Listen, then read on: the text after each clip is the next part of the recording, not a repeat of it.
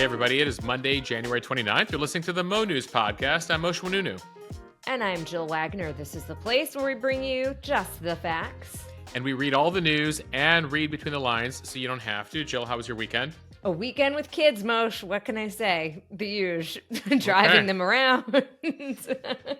Going from activity to activity. We did celebrate my brother's birthday on Sunday night, which was a lot of fun. So yeah, good times. How was yours? So I have a shot of if I order an Uber in your area of you picking me up. Basically, that's basically what goes on. Good to know. 5 stars. There's a funny meme on Instagram that's like, my daughter's living her best life and I'm her driver or something like that. And it's right. Pretty much how I feel these days. Moshe, how was your weekend? Good. We stuck in the city. If anyone's traveling or lives in New York City, there's a relatively new place called the Tin Building that is downtown. It's like a whole bunch of restaurants and shops and stuff that's pretty cool down on the east side of the city. So we checked that out. And then on Sunday, I had the privilege of being part of a read at the Museum of Jewish Heritage. Over the weekend was the International Holocaust Remembrance Day. So they did a reading of Elie Wiesel's Night and invited several dozen of us to read various portions of the book, which was very cool. Juliana Margulies, Joshua Molina were among the readers, so had a chance to meet them. And I thought it was a really powerful event. Look, every year there are going to be fewer Holocaust survivors left. And so retelling the stories of survivors is basically the way to keep the stories alive. We are all now the witnesses for these witnesses. We are part of the last generation that got to hear from firsthand witnesses. Right. So it's incredibly important to keep their stories alive. And Moshe, it was also a very busy weekend for news. So let's get to some headlines here. 3 U.S. troops were killed in a drone attack. President Biden points the finger at Iran, and there are now calls for the U.S. to hit Tehran. What do we know, and what could happen next? President Biden and a group of bipartisan lawmakers on the verge of a major deal on immigration, although standing in the way is former President Trump. What is in it, and will it pass? And it comes as the battle on the border between Texas and the federal government continues to escalate. Back overseas, some accusations that UN workers were involved in the attacks on October 7th, and now the US and other countries are pausing funds for that organization. Donald Trump ordered by a jury to pay an additional $83 million to E. Jean Carroll in a defamation case. Those Boeing 737 MAX 9 flights back up and running following inspections. And a notable thing an Alaska Airlines executive did on one of those first flights this weekend. Plus, fake nude AI images of Taylor Swift are forcing Twitter to shut down any searches of her name at all. And now Congress wants more action. Plus, the Super Bowl matchup is set. Yeah, speaking of Taylor Swift, her boyfriend is in the game again. And Moshe has on this day in history. Jill, what better thing to mark on this Monday than Dolly Parton's working 9 to 5? Perfect. Okay, 3 U.S. service members were killed and about 3 dozen soldiers were wounded during an unmanned aerial drone attack on U.S. forces that were stationed in northeastern Jordan near the Syrian border. This happened on Sunday. It is the deadliest day for U.S. troops in the region in years and comes amid escalating tensions with Iran in recent months. President Biden blamed Iran-backed groups for the attack. In a statement, he said, quote, "While we are still gathering the facts of this attack, we know it was carried out by radical Iran-backed militant groups operating in Syria and Iraq." He said the U.S. will, quote, "hold those responsible to account at a time and a manner of our choosing. We shall respond." There have been more than 160 attacks on U.S. bases in the region by groups sponsored and armed by Iran since mid-October. While the United States has thus far maintained an official line that Washington is not at war in the region, it has made strikes against targets of Yemen's Houthi groups that have been attacking commercial vessels in the Red Sea. Sunday's attack targeted a facility known as Tower 22.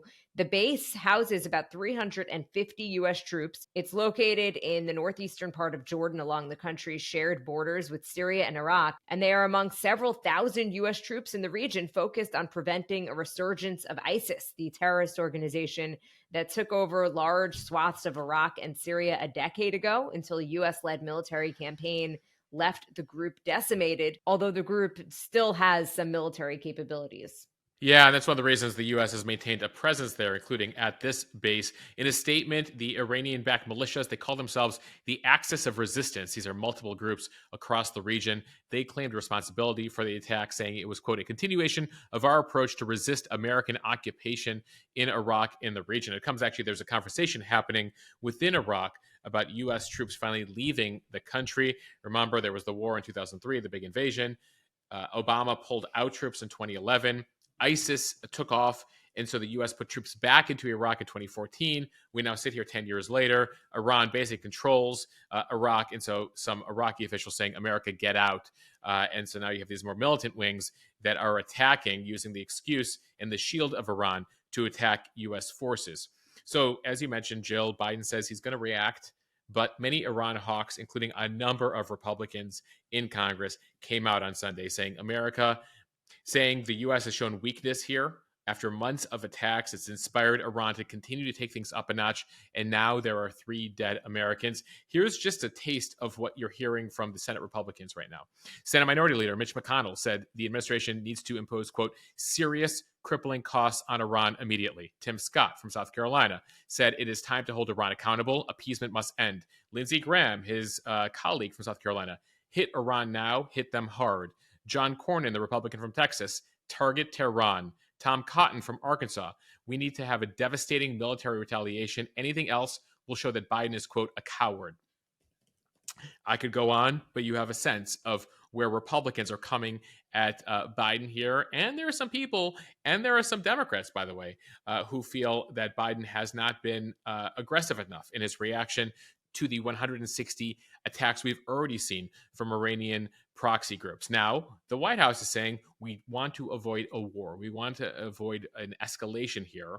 But remember, there's these 3 deaths that happened over the weekend. That's in addition to the 2 Navy SEALs that were killed interdicting a Iranian boat that was bound for Houthi rebels off the coast of Somalia. Remember, those 2 SEALs went missing. They were eventually declared dead. The chairman of the Joint Chiefs, General Charles Brown, on Sunday was interviewed in a couple places. He said, we don't want to go down a path of greater escalation that drives to a broader conflict in the region. Asked on ABC whether he thought Iran wanted war with the U.S., he said, no, I don't think so. So now what happens? Well, typically what happens here in the Situation Room, probably already happened yesterday, is the Pentagon officials, top intel officials, will present the president with a list of targets, ranging from proxy groups in Iraq and Syria, various Iranian bases, Iranian leaders across the region, and even military targets inside Iran as well as at sea. And then effectively, they'll go through those targets saying, what's an eye for an eye here, based on what the Iranians just did to the American soldiers there, and what is the potential reaction once the U.S. attacks that. That's effectively what Biden would ask for in that scenario. That's what presidents do. So the question is, what should the U.S. do to get Iran to stop this, but not so much that it crosses a red line and leads us to a larger war? And that would be a concern if the U.S. was to go down that list and actually attack targets inside Iran. That could cross a red line for Iran, which would then escalate things further. So if you're betting right now, you could expect to see, if not already overnight, attacks on various Iranian targets in the region or, again, in the Persian Gulf. So that's something to look out for here. But again, the U.S. is very reluctant to escalate things to all-out war. At the same time, though, you have 3 Americans dead here, 3 dozen injured. It's a significant attack. And the feeling in Washington, among many, is that Biden needs to communicate to the Iranians that this is completely unacceptable and needs to stop immediately. Moshe, between this attack now, between what's going on with the Houthis attacking vessels in the Red Sea, a potential serious escalation between Hezbollah and Israel, is the feeling that it's just a matter of time before this really erupts, or is the thinking that cooler heads will prevail here? Well, if the gut reaction is that Iran does not want direct war with the US, which it can't afford, right? Look at the size of the US military, look at what that would do to Iran. Then ultimately, this is Iran poking and being as aggressive as they can and seeing what they can get away with. But, you got to kind of take each of those piecemeal. The Hezbollah situation is more of an Israel Hezbollah situation. The Houthis, God knows what needs to happen there. I mean, ultimately, you need the war in Gaza to end that potentially could de escalate things. But that's its own situation, and that's going to continue probably unabated for a while. The big concern is this, right? That now there's American soldiers who've been killed in an Iranian attack. And, what is going to be sort of the deal made, the sort of accepted deal? Again, it's not a deal, but effectively, Iran's like, oh, we just killed some Americans. We should probably expect retaliation for that. Then Iran will have to say, well, we have to retaliate for what you just did. What will that be? Unclear. Remember when Trump killed Soleimani back in 2020? Everyone was like, "Oh my God, World War III." The Iranians ended up doing like nothing. They sent a couple missiles at a U.S. base in Iraq. No one was killed, and that was that. So they'll have to figure out something that they can do in retaliation to what the U.S. does that saves face. But again, hopefully that ends it. But again, that's something we have to watch here, Jill, because right now you have the Iranians and the Russians feeling particularly powerful and particularly like they can get away with stuff. And so President Biden and the U.S. military have to show that, this needs to end and end quickly. And the question is how much, and by the way, that's just the foreign angle. Then there's the domestic angle. Jill, we're in an election year. And, this is something that Trump and Republicans will hit Biden over the head with politically, saying, like, look at the weakness that you're showing abroad. That doesn't tend to play well with voters in an election year. So there's both domestic implications as well as, foreign implications here for Biden. Speaking of politics, we're watching the immigration standoff in two places as we begin a new week. First, tensions between the U.S. government and the state of Texas on the border continue to escalate. And then there's the political battle over a new border bill. So we'll start in Washington. A bipartisan group of Democrats and Republicans in Congress is on the verge of striking a deal with the Biden administration that would enact sweeping new border controls. It includes the authority to pause asylum processing during spikes in migrant crossings. After weeks of closed-door negotiations, the White House and a trio of senators could unveil an agreement as early as this week. The bill is designed to reduce the unprecedented levels of illegal crossings recorded along the southern border in the past 3 years, while Republican Senator James Lankford, Democratic Senator Chris Murphy, and Independent Senator Kyrsten Sinema are close to finalizing the compromise with the White House. Any proposal would still face an uphill battle in the House. That is where Speaker Mike Johnson and other conservative lawmakers have pushed for even stricter changes to the asylum system. Divisions among Republican lawmakers over whether to support a border deal with Joe Biden have also intensified after former President Trump came out against it. He has told Republicans not to do a deal with Biden and instead wait for him to come back to office. So this was from a Trump rally in Nevada over the weekend. We cannot let this happen to our country. As the leader of our party, there is zero chance I will support this horrible open borders betrayal of America. It's not going to happen. I noticed that, and I'll fight it all the way. I noticed a lot of the senators are trying to say respectfully they're blaming it on me. I said, that's okay. Please blame it on me.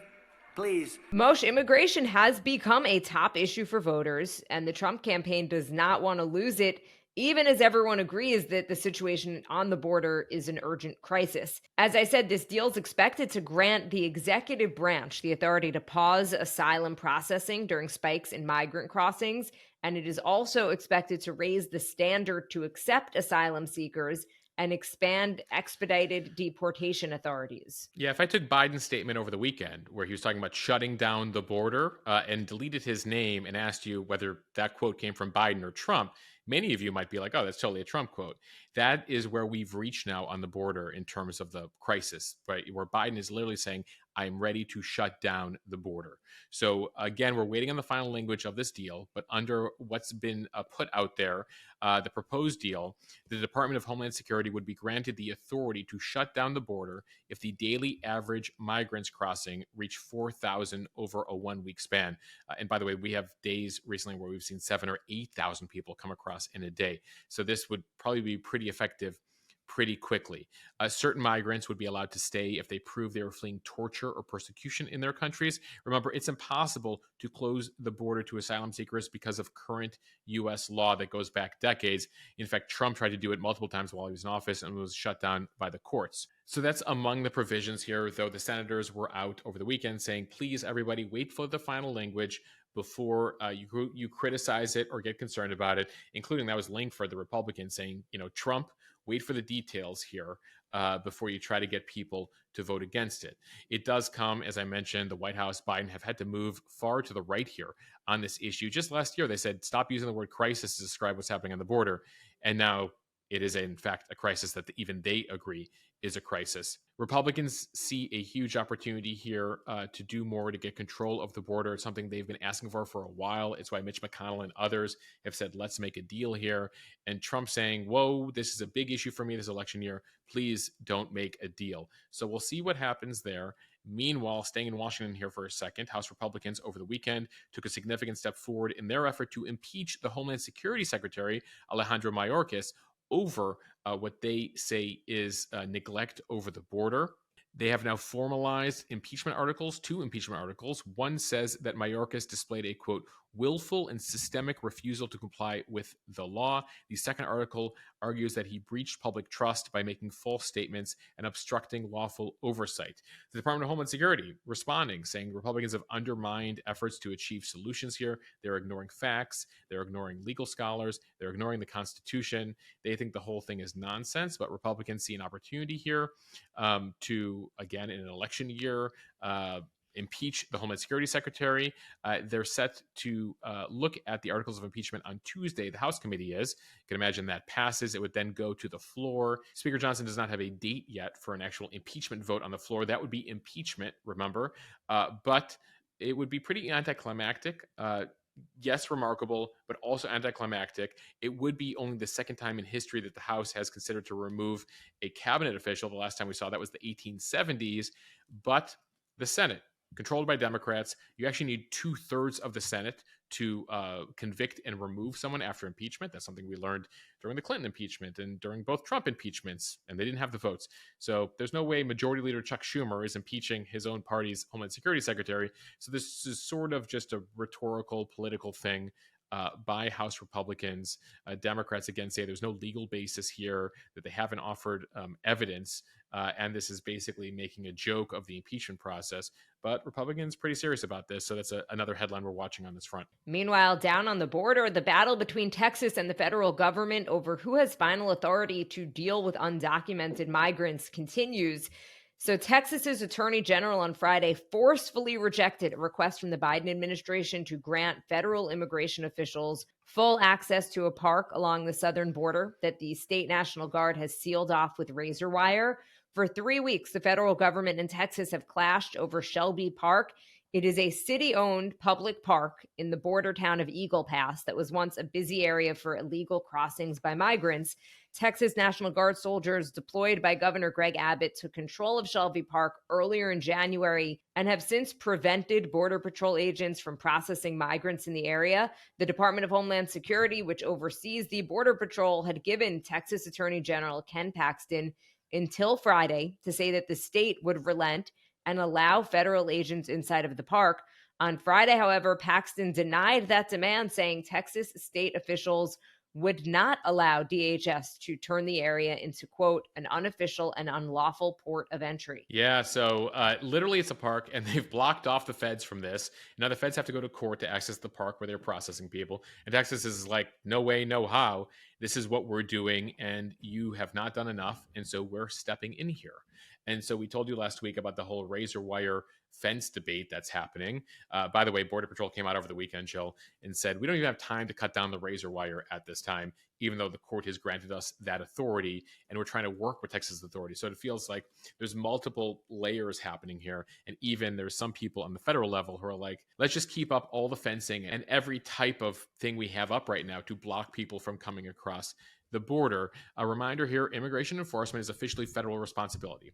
Keep in mind, it would be chaos if California had its own foreign policy and New Mexico had its own foreign policy and Arizona and Texas in regards to the Mexico border, right? If they all had their different rules. That's why it's been respected for a couple centuries now that the federal government and its case law deals with immigration policy. So you can't have a chaotic system of all 50 states doing their own immigration policy.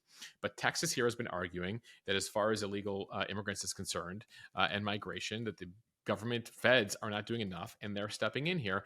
And Abbott over the weekend got the support of 25 of his fellow governors. Now, keep in mind, they're all governors with R after the name. They're all Republicans. Basically, every Republican governor in the country, except for the Republican governor from Vermont, came out in support of Abbott over the weekend and his fight against the federal government. So multiple court cases here as we're seeing what's happening in Washington, as we're seeing the impeachment thing, as we're seeing the campaign trail. So immigration will be one of the huge stories of the year here. Time now for the speed read from Reuters. The United States, the UK, France, and several other countries cut funding to the UN Palestinian Refugee Agency called UNRWA after the agency fired a dozen employees for participating in the October 7th Hamas terror attack. UNRWA fired the employees after Israel provided them with corroborated evidence of the aid workers working with Hamas. The agency said it is investigating the claims further. The agency has operated 58 refugee camps over the last 75 years in Jordan, Lebanon, Syria, the West Bank, and the Gaza Strip. The U.S. is by far the biggest donor to UNRWA, giving about $350 million a year to the agency, more than $1 billion in the last few years. Hundreds of millions more are now frozen as other countries have also joined in this pause. UNRWA pushed back this weekend, calling on countries to reconsider their decision, saying that the UN agency acted responsibly and began an investigation. They say, quote, "We urge countries that suspended funds to reverse their decision." And it comes after other accusations that a UN agency employee held an Israeli hostage in their Gaza apartment, and thousands of employees posted celebratory social media posts after the October 7th attack. The Israeli government is now calling for UNRWA to leave the Palestinian territories and no longer operate the camps, given these latest developments. And Moshe, this all comes as American-led negotiators are edging closer to an agreement in which Israel would suspend its war in Gaza for about 2 months in exchange for the release of more than 100 hostages still held by Hamas. Certainly nothing is final, but the hope is that a deal could be signed in the next week or two. Yeah, a lot of developments here in regards to the Israelis and the Palestinians over the weekend. As far as that deal, the CIA director traveled to Paris yesterday, William Burns, to talk with the Israelis, Egyptians, Qataris. The U.S. will send further folks to the region if they get closer to finalizing a deal. Right now, there's a written draft agreement merging proposals offered by Israel and Hamas, respectively, over the last 10 days and putting it into a basic framework. There are a number of disagreements they have to work out here, but they are cautiously optimistic that a final accord is within reach. So we'll see what comes of it. Right now, it looks like it's 2 phases, and it would be much more expansive than that deal back in November. In this first phase, fighting would stop for about 30 days, while women, elderly, and wounded hostages are released by Hamas.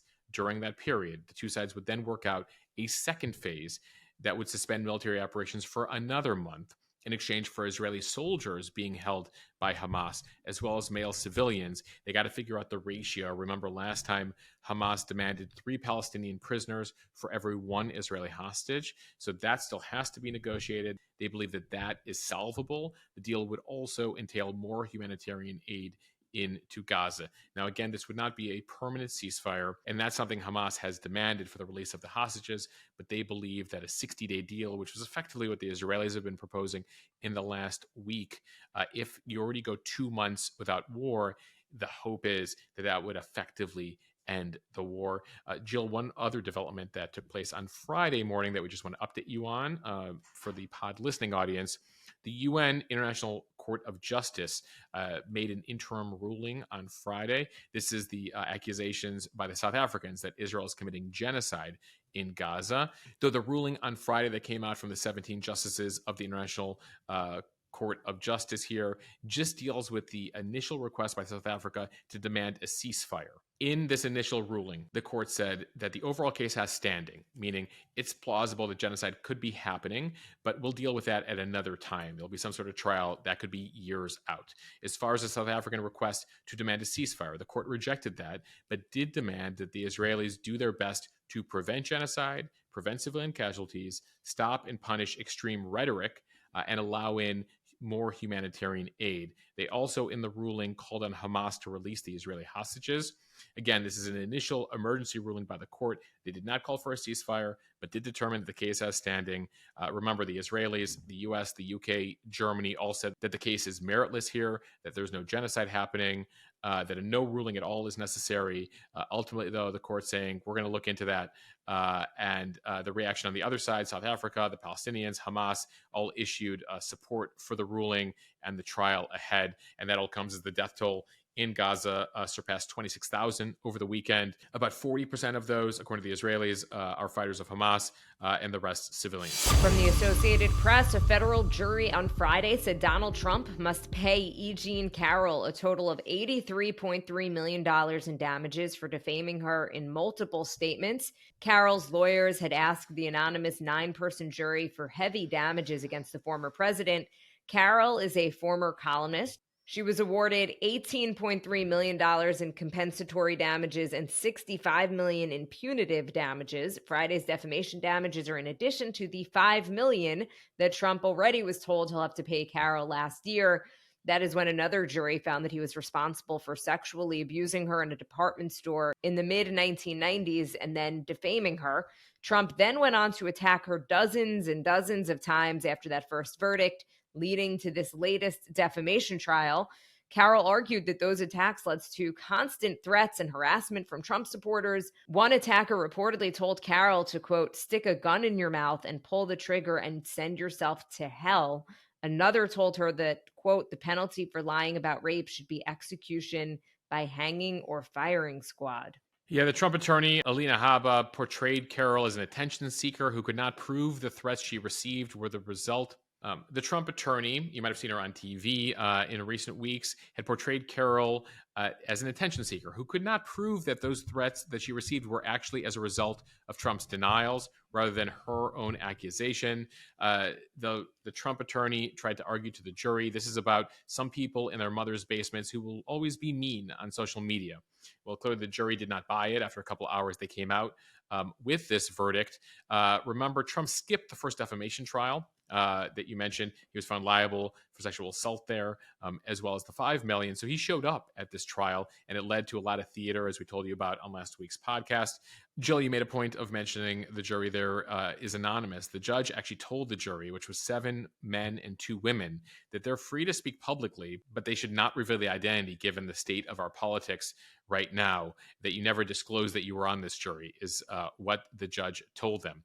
Now, Trump is immediately going to appeal the verdict. It's unclear when or if he will actually have to pay this amount of money. Remember, there's the first $5 million plus this $83 million. Jill, I was watching Aftermath coverage on Fox on Friday, and they had a conservative legal scholar, a guy named John Yoo. You might know his name. He was a Bush administration official who actually was controversial because he defended torture at Gitmo post 9/11. So very conservative guy who's defended Trump a lot in the past. And he basically was like, I can't believe Trump's lawyers can't get him to shut up and tell him that every time he says something about E. Jean Carroll, it's now going to cost him another $10 or $20 million. So he can criticize the justice system, but ultimately, like, he just needs to know that ultimately he's now lost 2 defamation cases, and yet he continues here to attack her.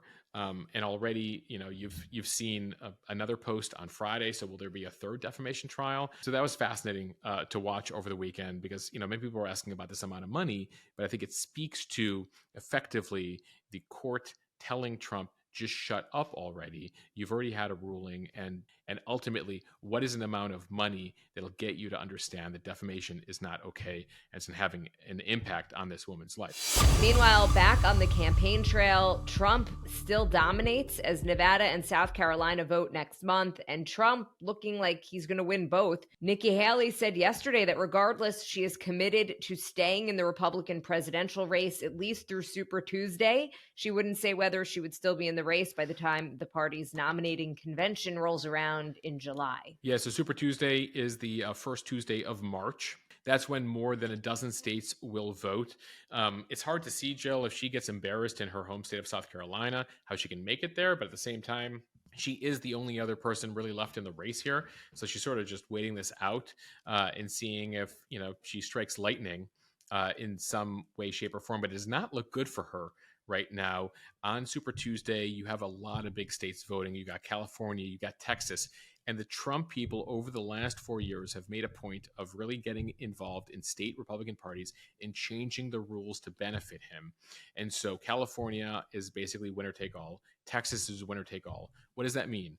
Even if it's a 55-45 split or a 52-48 split, unless Nikki Haley wins, Trump takes home all the delegates, and this is a delegate fight. So the issue she's going to face is right now, if you search delegate totals for Trump and Haley, she's pretty close. But after Super Tuesday, you could have a situation where he's within a couple hundred, that he's beating her by hundreds and hundreds of delegates, and it'll be basically impossible for her to overtake him unless she can actually win states. And that comes as even though you have Illinois, Ohio, New York, Pennsylvania, a bunch of big states that'll vote after Super Tuesday. By Super Tuesday, 50% of delegates will be awarded. And with a lot of these winner-take-all states and Trump really organized going into this election cycle, this thing could be over. A lot of political commentators have noted that whatever you think of Trump and his style or his politics, his campaign this time around, as you said, much more organized in previous years. Yeah, 2016 was chaos. Even the 2020 reelect was chaotic at many points. And they didn't quite know how all the systems worked, and he had a bunch of newbies, political newbies, etc.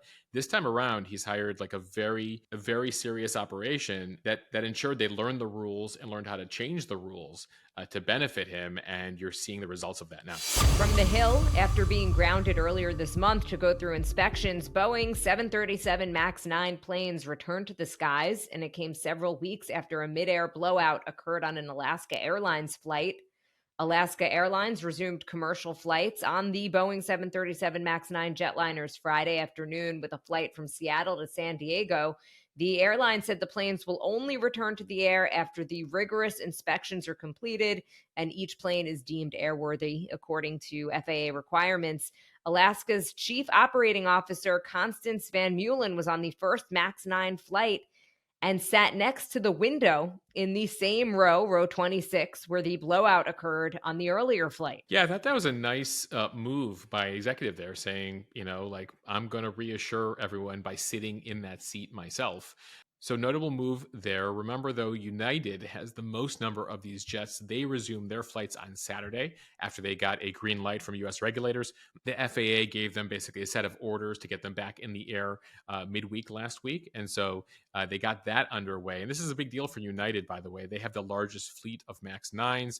The grounding caused thousands of flights to be canceled across the U.S. Hundreds of thousands of travelers have been impacted here. In fact, the airline is projecting a first quarter loss of revenue, mainly due to the effects of the grounding. As we told you last week, the latest understanding right now is that the particular plane that had the incident with Alaska was getting work done by Boeing. Someone there failed to put 4 bolts into this plug door that kept it locked in. At least that's according to a whistleblower. Remember, these plug doors basically fill what would be an emergency exit, depending on the plane configuration. It looks like a window if you're sitting inside the plane.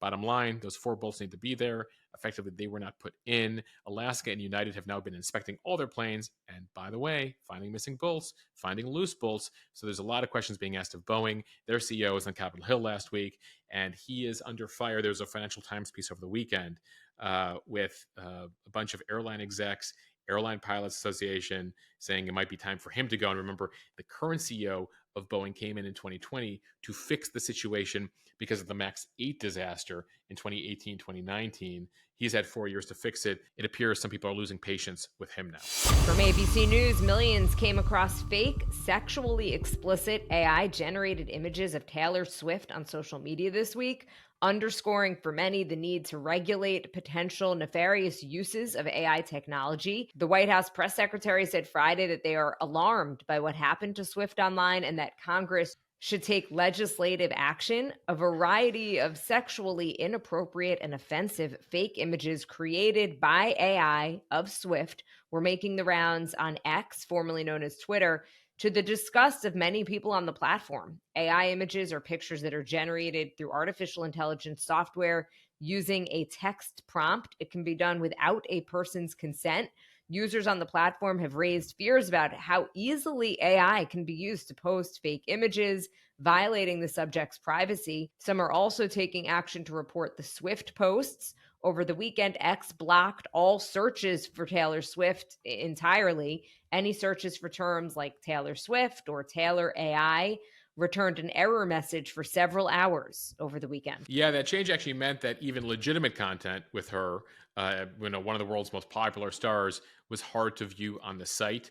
Before the move on X, Swift fans actually tried to respond and deal with it themselves by using hashtags like Taylor AI or Taylor Photos with messages that promoted real clips of Swift to try to hide all the fake stuff that was going around. It's just the latest example here of how social media organizations are scrambling to tackle what's called deep fakes, realistic images and audio generated using AI that can be abused to portray prominent individuals. Overwhelmingly, Jill, not surprisingly, the target is women in many of these cases. On Tuesday, 2 lawmakers on Capitol Hill reintroduced a bill that would make non-consensual sharing of digitally altered photos a federal crime. As they wrote, the images may be fake, but their impacts are very real. So as we've been telling you for a while, this is Capitol Hill, Congress kind of catching up to where the technology is going here. All right, speaking of Taylor Swift here from CBS Sports, the Super Bowl matchup is set, and Taylor's boyfriend, Travis Kelce, and his Kansas City Chiefs will be facing off against the San Francisco 49ers in this year's Super Bowl. I'll begin with the NFC with the 49ers. It was an incredible comeback win for San Francisco on Sunday. They beat the Detroit Lions. They were down by 17 at halftime, and then an incredible back and forth in the second half. The 49ers outscoring Detroit 27-7 in the second half to win. You really had to watch all the way till the end for this game. Really amazing game. Do feel for my friends in Detroit, though. Detroit still, after this year, is the only NFC team to never make a Super Bowl. The 49ers, by the way, are trying to win their first Super Bowl since 1995.